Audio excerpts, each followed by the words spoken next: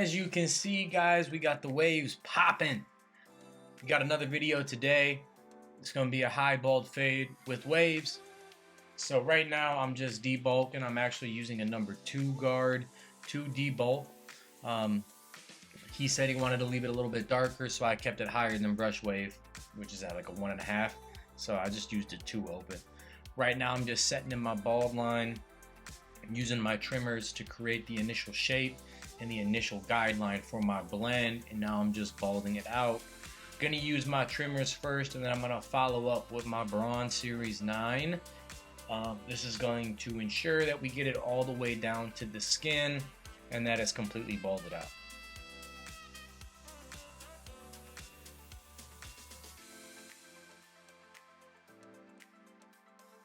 Next up, we got no guard on the clipper, lever open. I'm using my JRL 2020s. These are the original ones, not the new Onyxes, but I love these things. These are great. I'm going up about a full inch right here. I'm going all the way around the head, stopping in the middle just so you can see. And after that, I'm going to immediately follow up with my 1.5 guard, going straight into that 2 with the grain. Reason why I'm doing this is because I want to have that nice transition from bald into the top, and I always feel like that 1.5 guard, it's a great starting point if you like to blend down. After that 1.5, I'm following up with my number 1 guard, and I got this all the way open, and I'm slowly going to be closing it, just trying to soften up this line that's above that lever open. Don't be afraid to go into it, but always remember to stay lower than your most previous point where you were at. That way you're not raising the blend. Blending down can be a little bit tricky, but for me, it works great. It's one of my favorite ways to blend. Set the bald line, open the lever, and then I work down from a 1.5.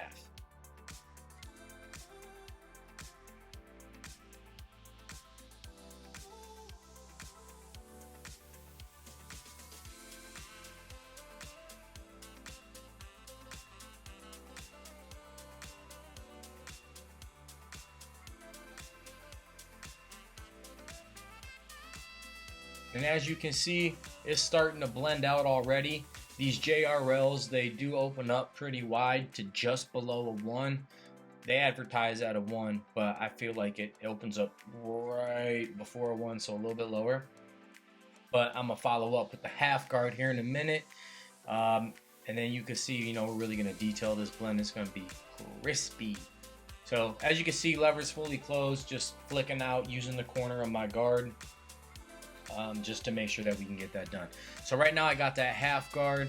As you can see, the main bulk of the hair, like that top part where it was from that 1.5, it's already almost done being blended. I could leave it like this, but I'm really going to use that half guard to fine tune that transition from an open lever into a number 1 guard closed.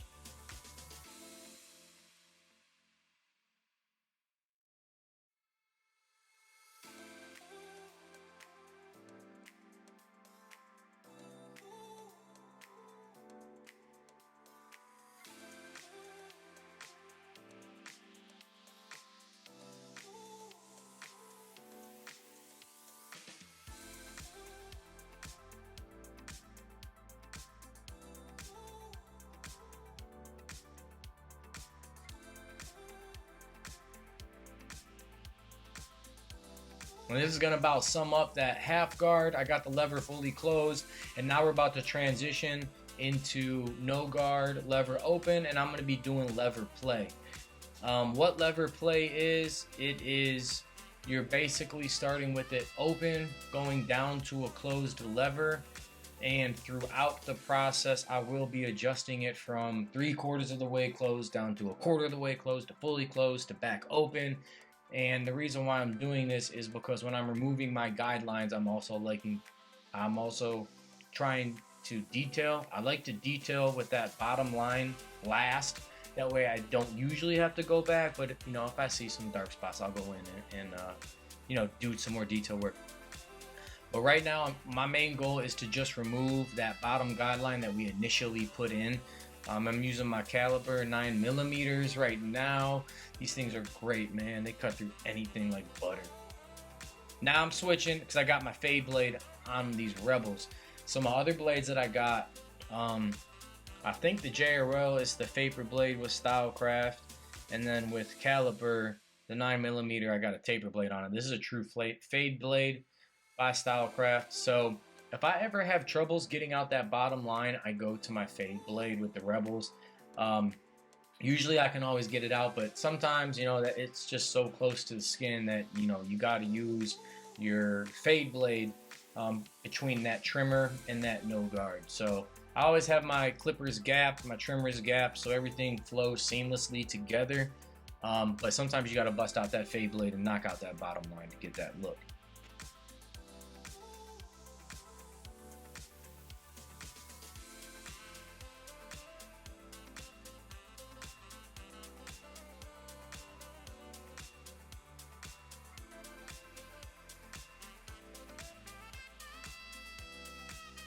And as you can see, you know, we're finishing up that detail work. I'm spending a little bit of extra time on this side just because it seems like a little bit of a darker spot here and there. So I'm just going through to make sure that it, you know, it's nice and crispy.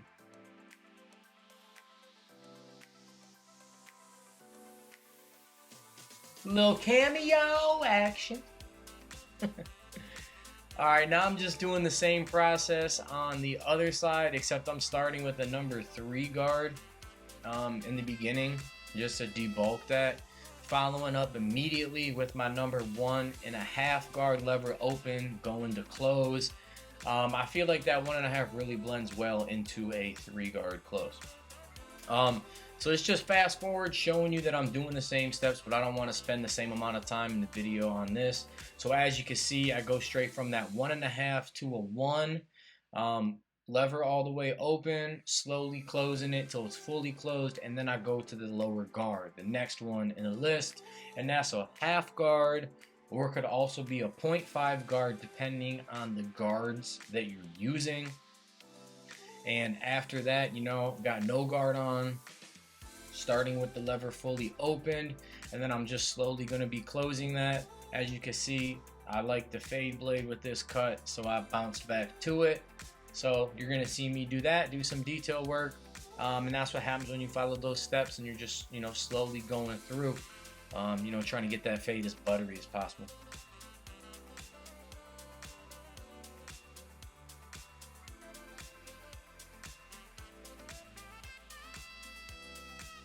Now that I feel like that's done, I'm going to be lining the client up. I'm starting in the middle, and I always work to one corner. Typically, I'll start with the weaker point, but this time, you know, I went to the more full area just because I know my client's hair and I know what we got to do. So I'm not going too far in on the right side. I'm just trying to keep it as even as possible. Now, the reason why I didn't go heavy on the, you know, start on the right side is because I wanted to leave it more natural and hit it with enhancements. So the enhancement is going to stick out just a little bit further than that hairline just because it is a little bit weaker, but I didn't want to push his left side back. So, I mean, you got to pick your battles on what you want to do. So now I'm just using my enhancement, you know, starting in the middle, working my ways to the side, and then I hit those vertical bars. And whenever I'm doing enhancements, man, you know, I'm trying to just spray it directly onto the hair, not the skin. So now what I'm doing is I'm lifting up the front of his hairline so that I can get underneath those waves. Typically I do this a lot, you know, if clients are getting their front hairline done. It's just going to ensure that it lasts longer. You're getting it closer to the skin, closer to the root of the hair, and you're going to get that more full effect. This way you're not just spraying it directly on top of the hair and then it's washing off in the shower.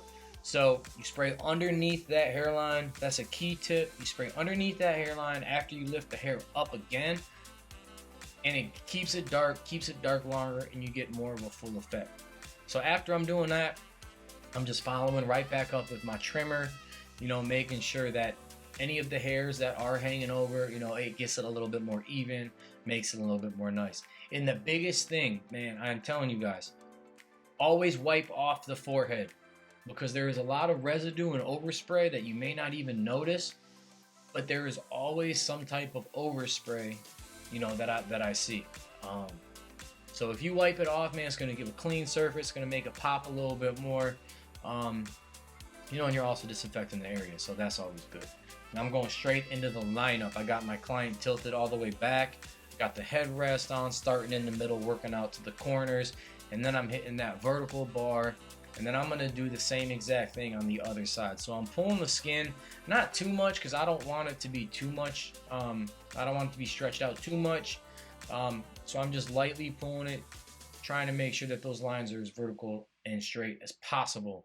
Next, I'm following up with my detail pencil. It's by Black Widow. I like to use the brown. I don't ever use white unless it's on like a white client, you know, someone white or light skinned, like white, not like this. But I typically always use like a tan or a brown. It leaves a softer line and you don't get that ashy look. Now, some clients like that ashy look, but I don't prefer to do that. I like to keep it a little bit softer. It blends in with the skin, and that's what my goal is, to make it look natural. I don't want it to stand out too much. I want that pencil line to blend in with the skin so it's not showing up as a white line on the forehead. I've never really been a huge fan of that. But if a client likes it, you know, I'll rock with it and I'll get it tight. So I'm just following back up after I, you know, use that pencil, hit them with the trimmers.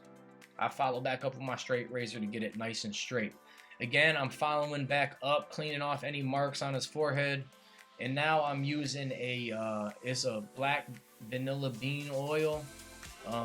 It's by Carol's Daughter. You just spray it in your hands, rub it on the head. I don't have any clay or any pomade right now to lay it down. So I got this. I use this a lot. It makes it pop, keeps it moisturized. And then I'm just following back up and get them the strays, the roach legs, whatever you want to call them. I know everyone calls them something different, but I'm just following up. Just was doing some detail work, making it look fresh, and he's only going to be keeping his goatee, so we're just going around the goatee. No enhancements will be used. Hitting it with the trimmers, making sure that the hair over the lip is cleaned up. He leaves the inside on the chin natural. Hitting the top of the hair on the mustache. I'm just going to follow up, you know, with my straight razor, getting these lines crispy. I don't have the rest of the face cleanup on here because I don't need it. Just going to show you that. And now we're about to transition into this cut, man. Tell me what you think about that. That's crispy. He's spinning. He's got the blurry blend. It's a high and tight. The vertical bars are impressive. The lineup's fresh, nice and dark. It looks natural. I mean, you can see a little bit of darkness, but that's the spray. I mean, we got him tight. He's a return client. He loves it. So I hope you guys learned something and liked it. You know, like it, share it, subscribe for more. Appreciate you guys. Peace.